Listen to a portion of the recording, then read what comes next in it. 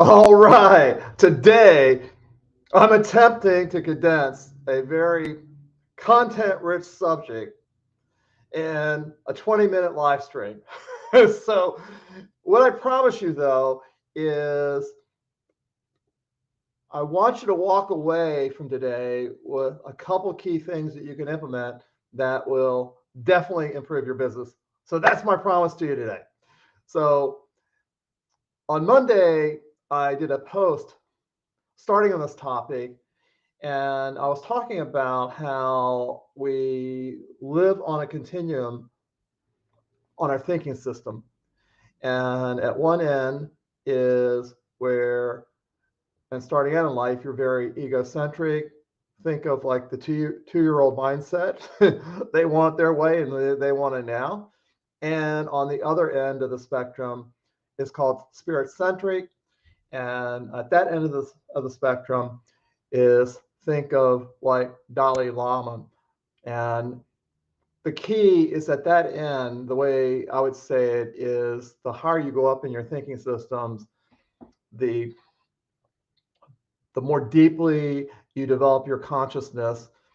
And to keep it simple, I would say as you develop your consciousness, you develop a depth of more caring of for all people and all living things. So just think of it as your depth of caring that increases your consciousness. So, okay, today, as a business owner, you might be asking yourself, "Oh my God, is he going to be talking about I need to go out on a mountaintop and meditate for all day and to get these levels of thinking?" And I'm going to say, relax. You don't have to do that. Is we're actually going to go through and break out a couple key things about how you can use these thinking systems in a very practical application in your business. And so when I say these 8 levels of thinking, I'm referring to a technology called spiral dynamics. And gosh, it was developed probably over 30 years ago. Most people don't know about it. And I'm not going to go in detail today about each of the 8 levels. What I would recommend if you have an interest, and I think it's worth it to do, is to Google spiral dynamics and they'll have it. They'll have the 8 levels. Or if you prefer, you can message me and I have a summary sheet that talks about each of the different levels, and I'd be happy to send it to you. So, so for today is to keep it simple of a very, very content rich subject. I'm going to talk about 3 different areas of your business that you can use this technology in that's more practical. And I'm going to talk about how you use this, like in sales and marketing, how you use this in problem solving in business, and then in leadership. So let's start with sales and marketing first. Is in sales and marketing, the better that you know the thinking system of the avatar that you're marketing to, the more effective you'll be in your marketing. And in these 8 systems, they have one that's called level 5, and they call it Striver Driver. And Striver Driver is basically the short answer to Striver Driver, the characteristics of that thinking system. It's about success, it's about materialism, it's about image, status, growth. So think of it more, who I would say represents this thinking system really well would be Wall Street or a lot of corporations. And I would say also a lot of my entrepreneurs that I work with are very level 5. Is level 6, the next step above, it's called socially conscious. And that level is more driven by human connection, being more egalitarian. It's about sense of community.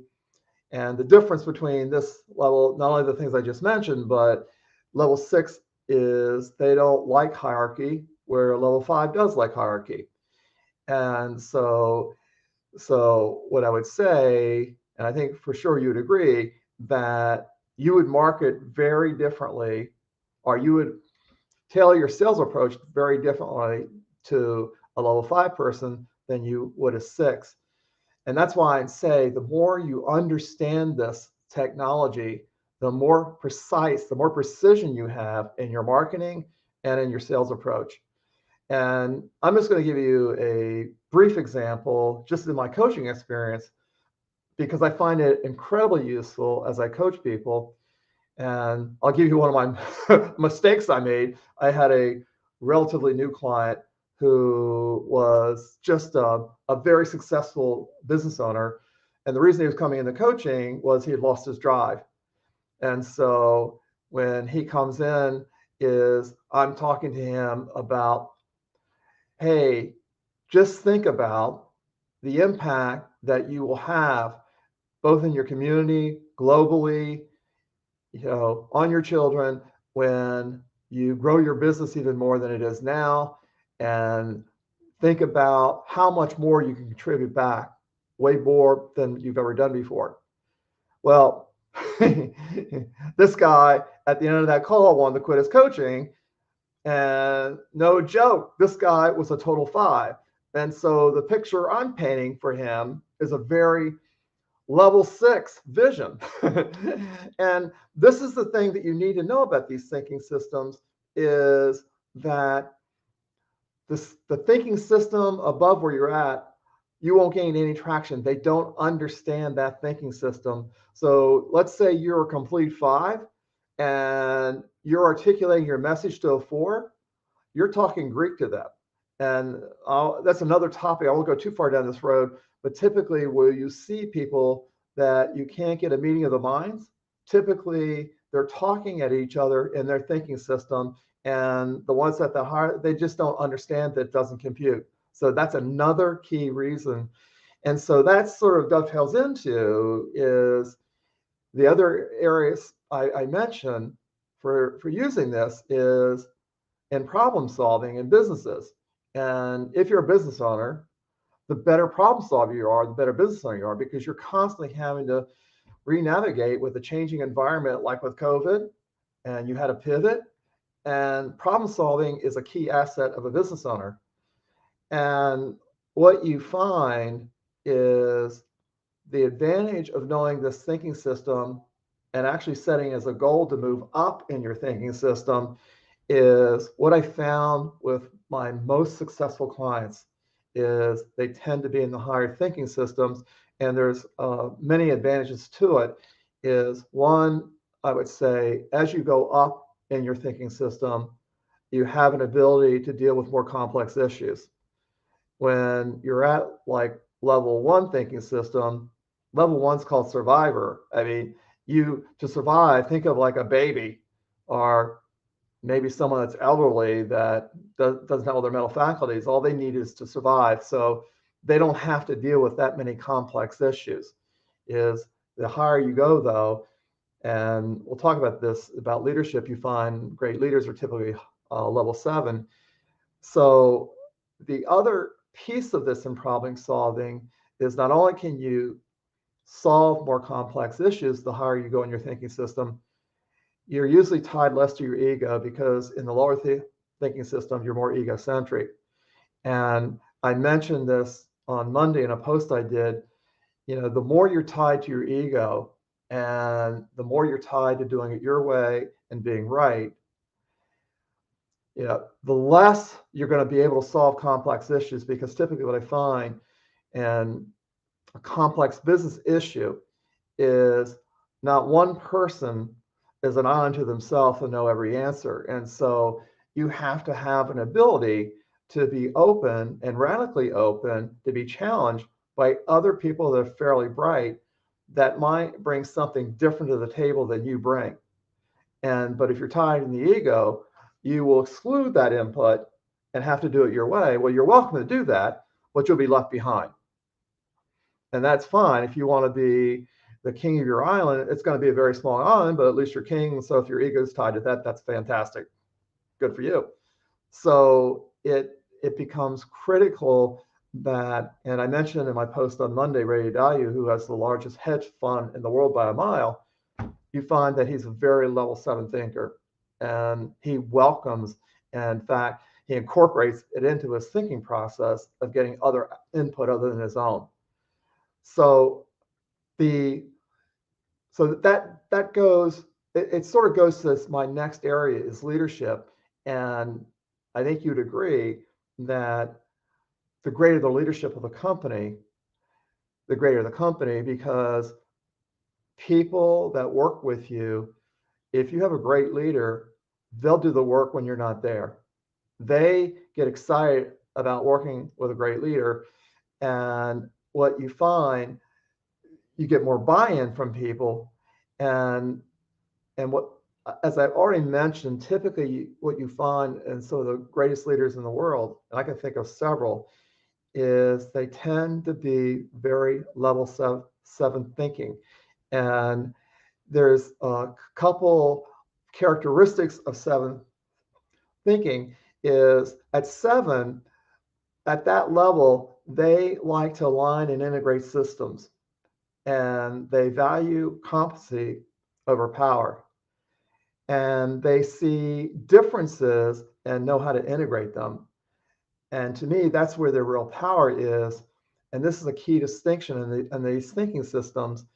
What they do is they can work with any thinking system, whether the group that they've hired to do a certain task, like accounting. Accounting is one thinking system called order of absolute, that's very rule driven. And a great leader can work with that four thinking system very effectively. They can work with striver driver. They can work with socially conscious. They can work with, you name it, they can work with it, and they can bring everybody together. Okay. On the flip side of that, what you find below level seven, below that level, people tend to be very judgy of the thinking systems that are not them, especially the ones that are either above them or below them. And I'll give you an example, and this is a generalization. I would say, like, even like in politics, I think a lot of people, as a generalization, would say the Democrats are very five level thinking, striver driver. Democrat, at least the policies they aspire to, are very level six policies. And that's why you see these conflicts between the two, and they never have a meeting of the minds. Again, what you find with seven, they can appreciate both sides and affect change more easily than being stuck in their own thinking system. So again, this is just a brief overview. What my recommendation is as an action item that you can take away from today is, first of all, is just get familiar with these thinking systems. As I mentioned earlier, you can Google it. Just Google spiral dynamics, and they will give you those 8 systems. Sometimes some of these things that you find on Google can overcomplicate it. And if you want, I have a summary sheet. Just message me, and I'd be happy to send you my summary sheet. The other thing that you can do is, it'd be interesting to determine where your center of gravity is and your thinking system. And there is a quick and dirty way to do that. There's a free assessment that, if you want, again, message me. I'll send you the link. I think it's valuable because it does give you a quick sense of where you might be. The challenge with it is, the reason they developed that quick assessment is they use it as a marketing. And so you'll get marketing messages if you use it, but still give you a sense. So next week, I plan to talk a little bit about, okay, now that you know all this, you might be thinking, saying, okay, that's great. I'm at level 5. And for me to be a better business owner, well, how do I get to 7? If that's your goal. And there are things that you can do. And next week, I'm going to talk a little bit about strategies and things to think about of how to grow your thinking system, so you'll just be infinitely more effective in the work that you do in growing your business and whatever.